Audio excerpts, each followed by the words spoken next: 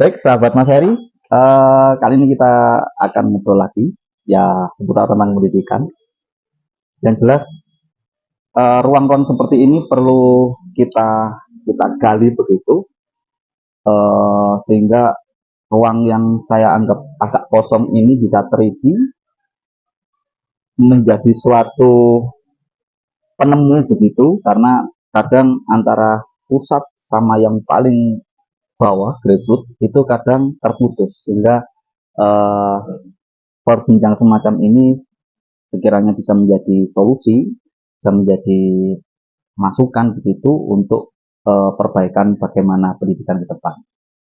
Kali ini kita akan berbincang dengan sarjana pertanian yang tapi tidak berada pada lingkup pendidikannya. Mas Agung. Halo Mas. Halo. Alhamdulillah. Gimana? Sudah berapa hektar yang dikerjakan ini? Sudah banyak hektar. Sudah 4 atau 3 kecamatan lah. 3 kecamatan ya. Wah, kalau sekarang ukurannya ternyata bukan hektar lagi, tapi 3 sampai 4 kecamatan, bahkan kabupaten juga ya. Berapa kabupaten, kota dan kota berarti 3. Itu kota. Sawah semua atau kebun, Mas? Orang. Betul ya, dari sarjana pertanian. Iya. Dan sekarang aktif di mana? Kerja di mana? Sekarang alhamdulillah saya aktif di Lembaga Keuangan Syariah. Lembaga Keuangan Syariah. Iya. Jadi kuliahnya dulu di pertanian, ya. Sekarang di Lembaga Syariah, Lembaga Keuangan, Lembaga Keuangan, dan menduduki manajer area ya. Manajer area. Manajer area berarti sangat luar biasa. Kira-kira kenapa kok memilih jalan itu, Mas? Kenapa tidak misalkan sesuai dengan linearitas dari pertanian? Emangnya pertanian dulu juga diajari tentang keuangan? Untuk pertanian sendiri itu juga diajari ya, kewirausahaan, ada mata kuliah kewirausahaan. Tapi untuk mengenai masalah lembaga keuangan nggak ada belajar kayak gitu. Nggak ada. Adanya itu analisa usaha. Analisa usaha. Bukan analisa hutang. Bukan. Analisa usaha pertanian. Adanya itu. Saya ingat mata kuliah itu. Selain itu budidaya gitu. Tapi untuk masalah lembaga keuangan nggak ada lah, karena kan bukan fokusnya di lembaga keuangan ya, tapi di pertanian yang murni. Oke, kalau boleh tahu, karena saya juga blank ini, ketika berada di perkuliahan ilmu pertanian ya, pertanian atau agroteknologi, itu orientasinya sebenarnya kemana ketika lulus kuliah itu? Agroteknologi itu kan seperti budidaya ya, di percampuran budidaya, ilmu tanah dan hama penyakit itu jadi satu kalau di universitas saya. Nggak perjurusan, jadi ada yang namanya program studi agroteknologi. Fokusnya itu ya di pertaniannya sendiri, dari hulu sampai hilir, dari pembibitan sampai panen, pasca panen dan lain-lain. Itu ya, teman-teman banyak yang ada di kelapa sawit di Kalimantan sana, banyak. Jadi penyerapan sarjana pertanian itu sebenarnya di kelapa sawit. Kalau setahu saya dan rekan-rekan satu angkatan saya itu di situ. Yang kedua itu di pendamping lapang. Pendamping lapang kayak itu pendamping lapang pertanian ya. Biasanya ditugaskan di kecamatan ataupun desa mendampingi petani. Setelah itu di formulator itu seperti ini, seperti orang-orang jual pupuk, biarpun itu dari pupuk kimia atau pestisida, rata-rata di situ kan banyak atau merek-merek dagang pupuk itu yang bisa membasmi secara cepat. Itu banyak. Jadi rata-rata teman-teman di daerah situ, di area-area situ. kalau yang untuk menjadi yang seperti saya itu sepertinya jarang, bukan malah banyak. jarang. Jadi orientasinya itu ke industri ya, industri yang berkaitan dengan pertanian. Iya, pengolahan. Bukan mandiri bagaimana membudayakan sebuah tanaman maupun komoditas yang lain. Ada, tapi hanya di bawah 10%. Jadi sarjana pertanian yang memiliki lahan sendiri dan menjadi petani. Ada, tapi kurang dari 10%. Kurang dari 10%. Kurang dari 10%. Berarti kalau saya boleh tahu, teman-teman waktu kuliah dulu itu rata-rata tidak memiliki lahan dong, atau gimana? Jadi saya sendiri ya. Kalau saya sendiri memang dilahirkan dari keluarga pedagang. Pedagang itu pedagang sayur. Yang jelas kalau pedagang sayur berarti menanam sayur. Tapi nanamnya itu bukan di lahannya sendiri. Jadi akhirnya saya terinspirasi, oh kalau saya kan namanya anak ya, oh kalau saya itu ingin jadi bapak saya, seperti bapak saya, itu saya harus menjadi seorang pedagang sayur, gitu toh, dan bisa bertani sehingga bisa menghasilkan produknya itu untuk dijual. Kalau saya, masalahnya satu, bapak saya ternyata nggak punya lahan, lahannya sewa. Dia itu fokus ke dagangnya. Nah, itu kan taunya baru-barusan ini kan. Iya, betul. Oh ternyata nggak punya lahan, terus saya harus seperti apa? Itu. Berarti gini ya, ya memang sih, apa yang menjadi profesi maupun pekerjaan orang tua dulu itu menjadi inspirasi kita. Yes. Saya dulu juga sama, ketika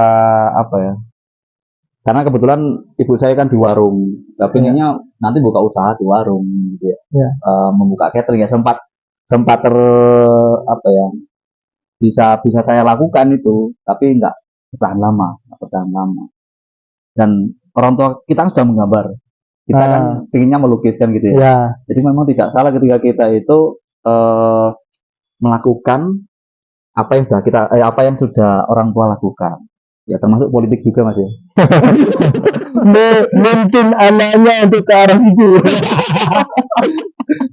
Jadi kita nggak boleh menyalahkan gitu loh, maksud saya nggak boleh menyalahkan, karena bapaknya tentara, anaknya tentara, kemudian bapaknya di politik, anaknya di politik kan juga nggak masalah. Oh nggak masalah. Karena masa sendiri kan bapaknya dulu tergambar bahwa saya menjadi petani karena orang tuanya juga berjualan, berdagang sayur kan gitu ya. Juga bertani loh, otomatis kan bertani juga. Bertani juga.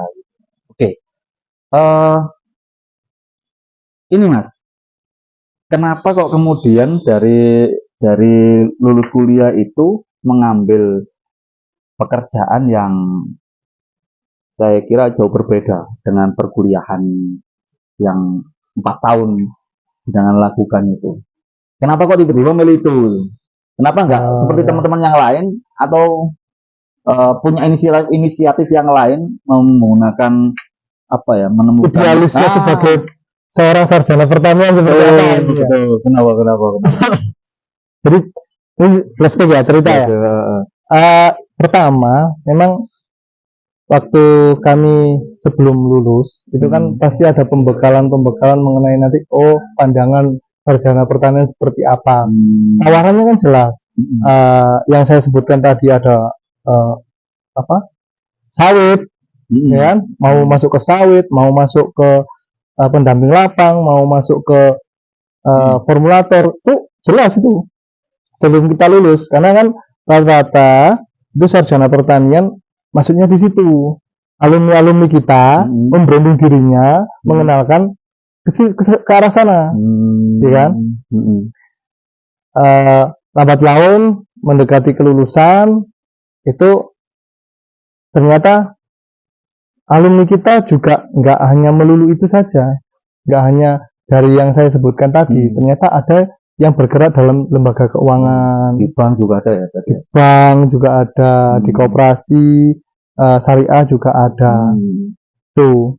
Terus menjadi peternak juga ada. Oh, ada yang menjadi peternak Ada juga. menjadi peternak. Padahal kuliahnya itu agronomi ya, budidaya ya. Heeh. Tapi menjadi peternak Berarti sapi. budidaya hewan bukan budidaya Bisa jadi seperti itu. sama budidaya tadi kan.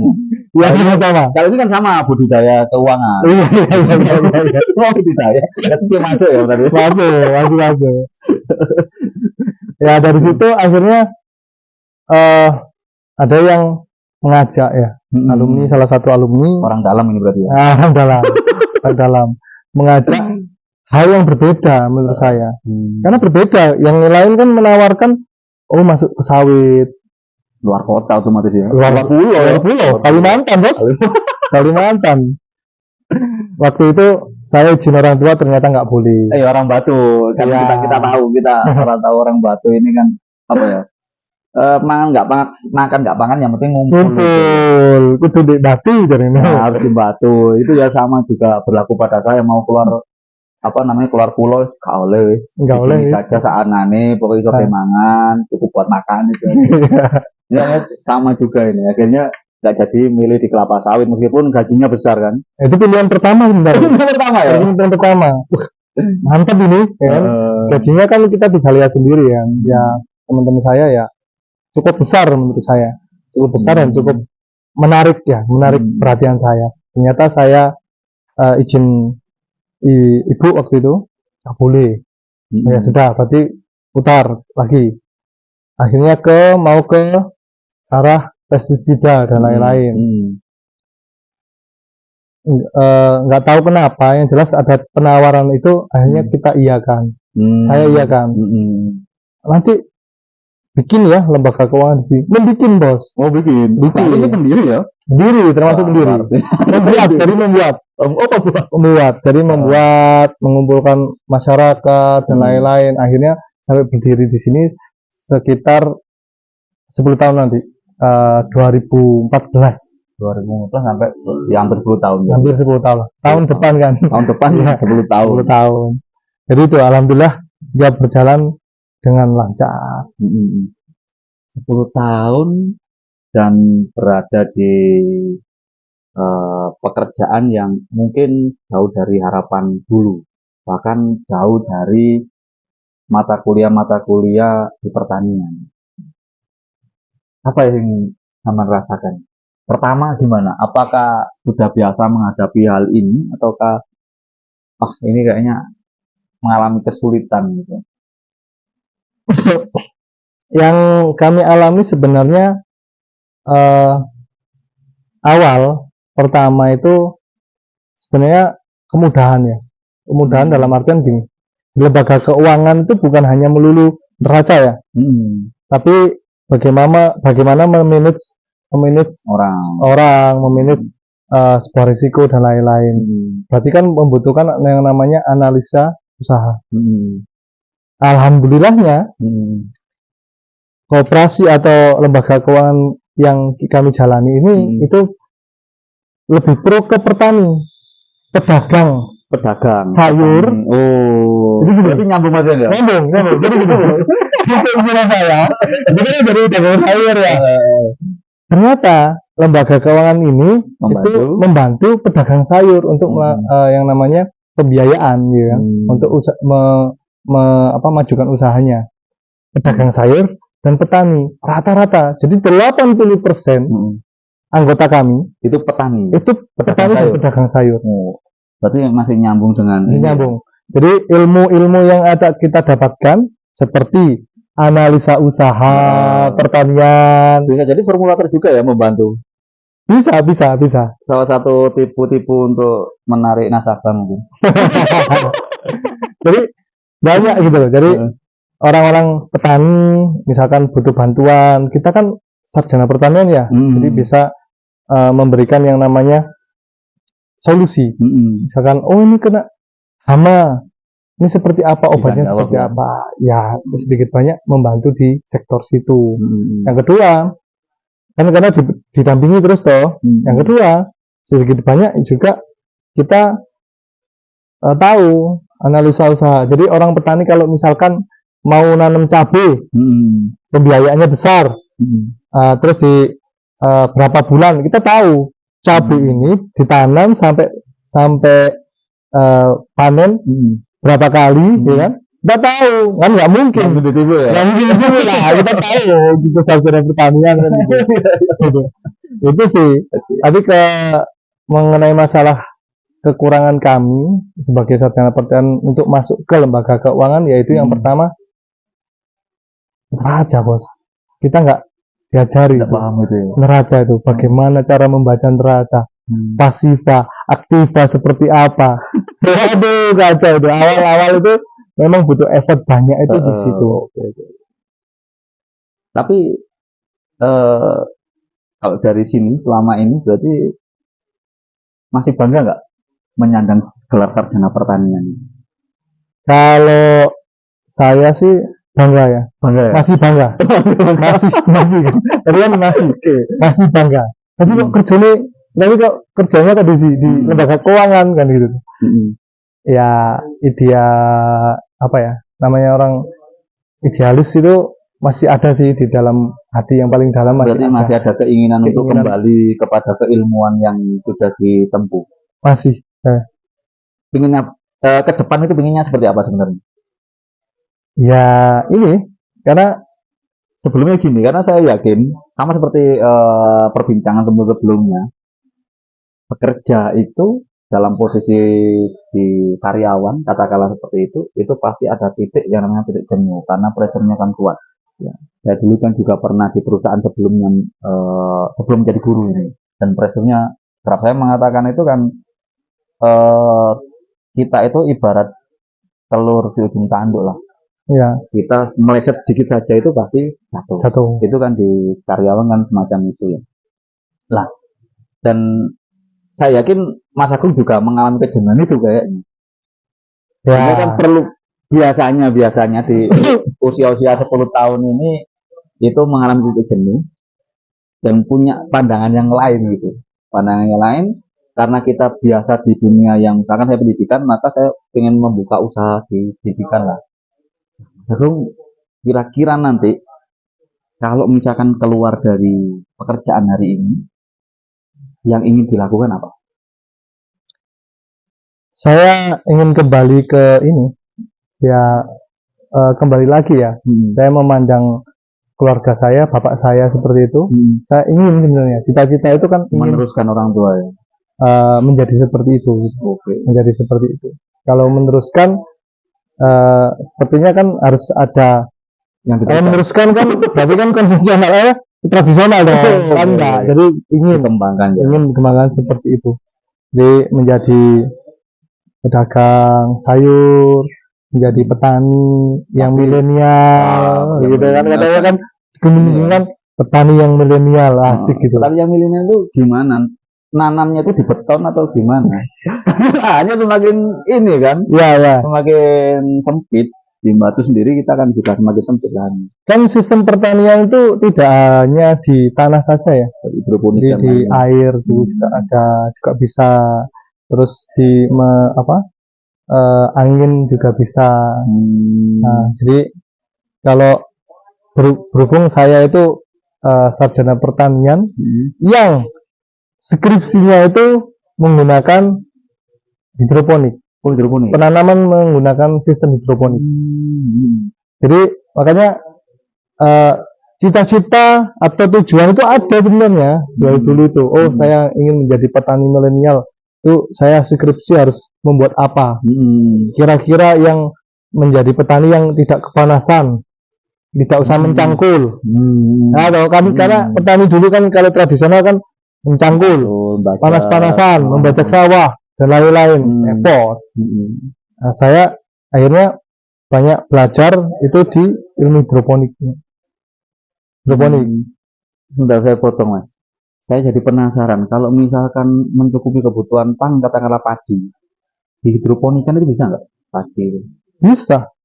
Dengan perolehan hasil yang katakanlah 1 hektar itu butuh berapa lahan yang digunakan menggunakan hidroponik itu? Jadi sistem hidroponik itu sebenarnya itu menggantikan tanah ya, menggantikan fungsi lahan sawah.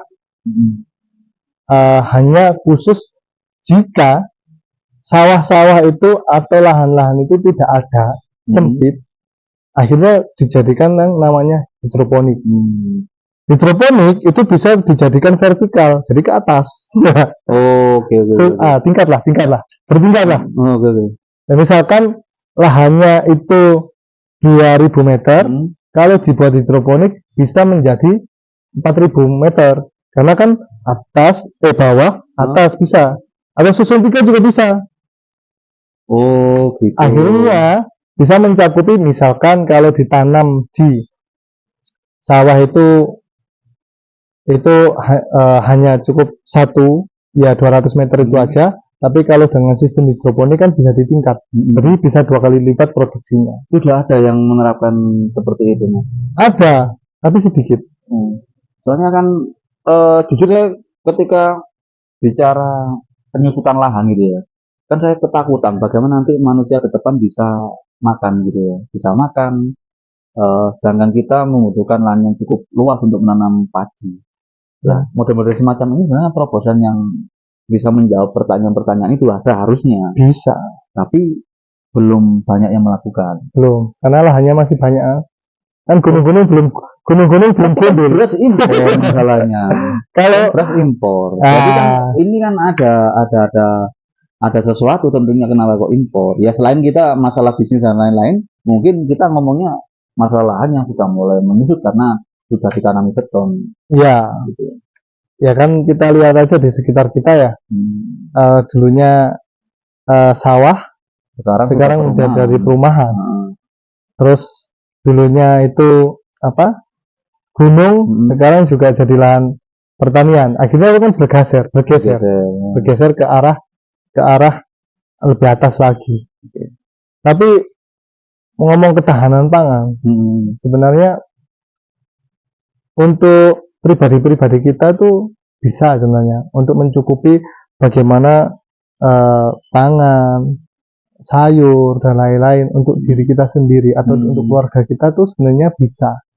Dan setiap rumah pasti ada lahan ya. Ya, pasti ada lahan ya. Meskipun kecil. Biarpun itu hanya beton pun nggak ada masalah. Karena sudah diganti media ya. Nah, kalau kita menggunakan yang namanya hidroponik. Tapi kenapa kok impor tadi? Beras kok selalu impor? Kenapa? Ya karena kan konsumsi di Indonesia ini, konsumsi di sekitaran kita ini kan juga cukup banyak. Nggak mencukupi kan? Nggak mencukupi karena UMKM juga butuh warung gitu. Ya kan, jadi kita tidak berpikir hanya dimakan di rumah aja cukup kok. Kenapa kok harus impor kan gitu loh? Pemikirannya kan gitu loh. Tapi kan warung-warung, ya kan, restoran-restoran, hotel-hotel dan lain-lain kan butuh. Kalau itu kan masih bisa diperdebatkan semacam ini. Warung kemudian restoran itu kan usernya juga orang rumahan yang pada akhirnya kebutuhannya makan hari itu juga. Iya. Otomatis kan sebenarnya bisa dihitung atau enggak sih kebutuhan makan setiap manusia di Indonesia dan berapa kilo habisnya gitu. Berapa lahan yang dibutuhkan sehingga dalam negeri kita sendiri. Bahkan kalau misalkan pakai hidroponik itu sebenarnya kita bisa tercukupi gitu ya.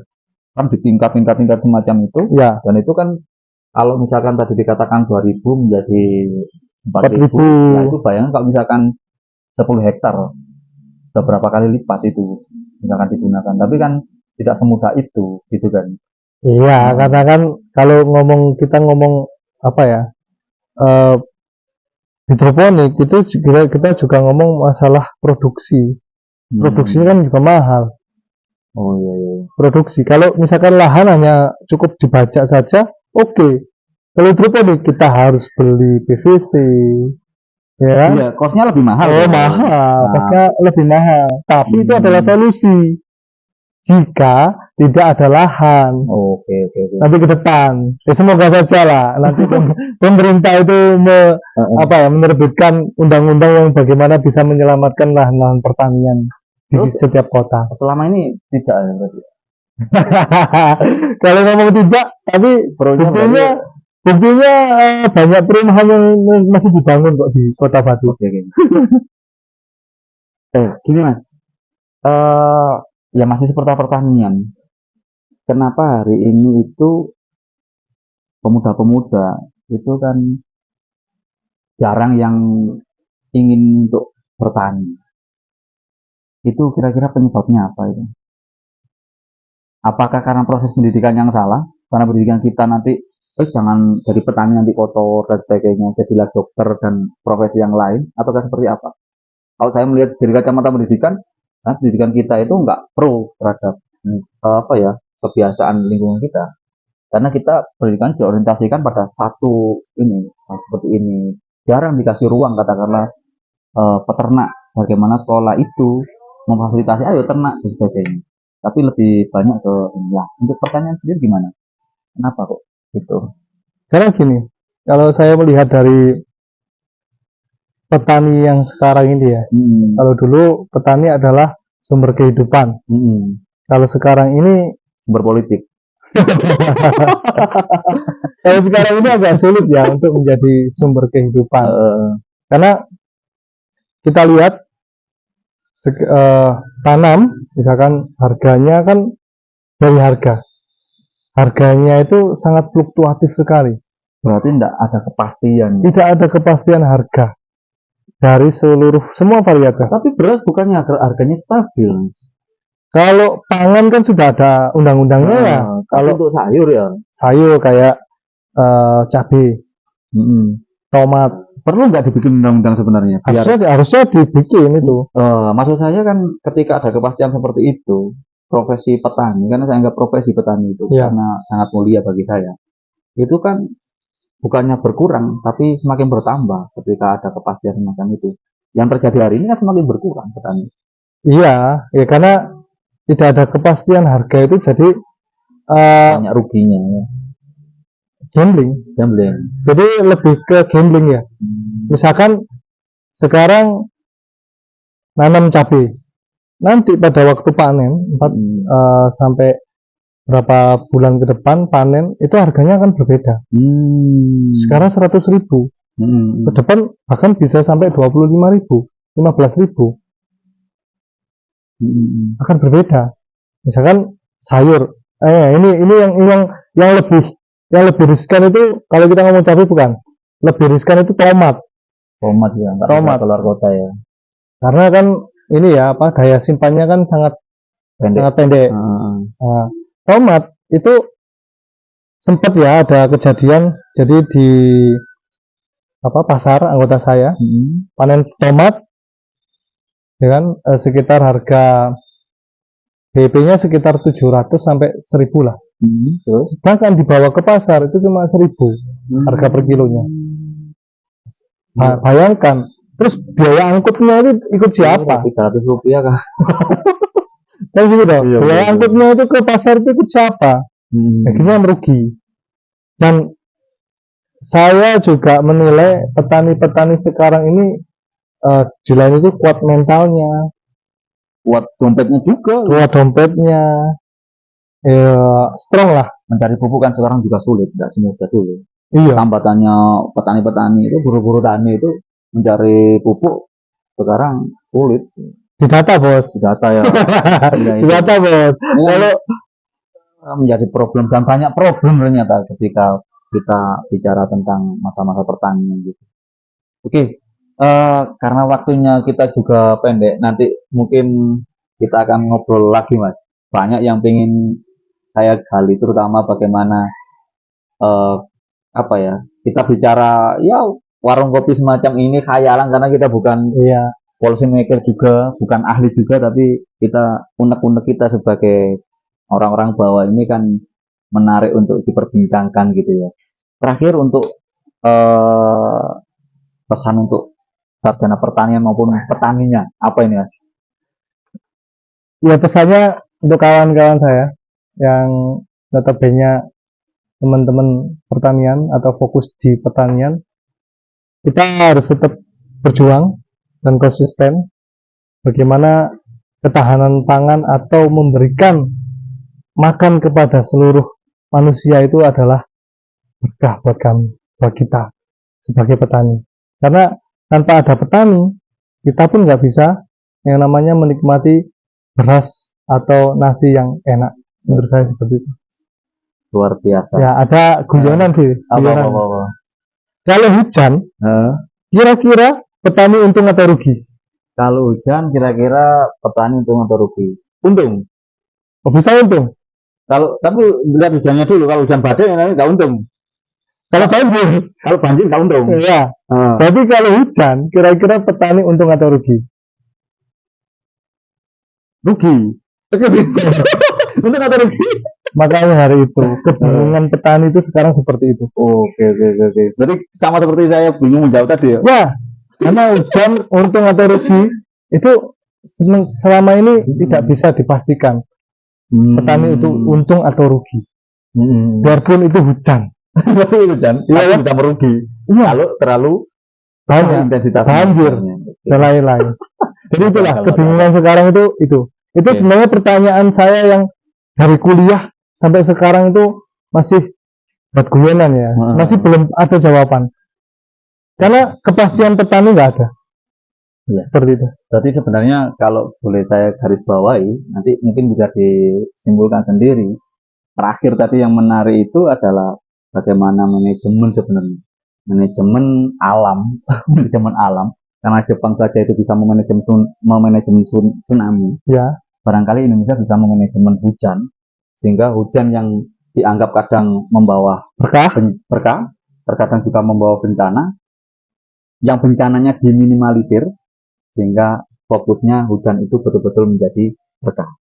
Oke, demikian Mas Agung, terima kasih sudah banyak ngobrol dengan saya gitu, dan nanti barangkali bisa ngobrol-ngobrol lagi terkait dengan masalah apapun, karena beliau ini juga aktivisnya dulu, sehingga bicara politik pun kayaknya relate ya. Masuk. Tapi bukan di sini. Kayaknya di pertanian saja lah. Karena saya harap nanti beliau juga bergerak di pertanian juga. Terima kasih dan sampai jumpa kembali. Salam Mas Heri. Salam Mas Heri.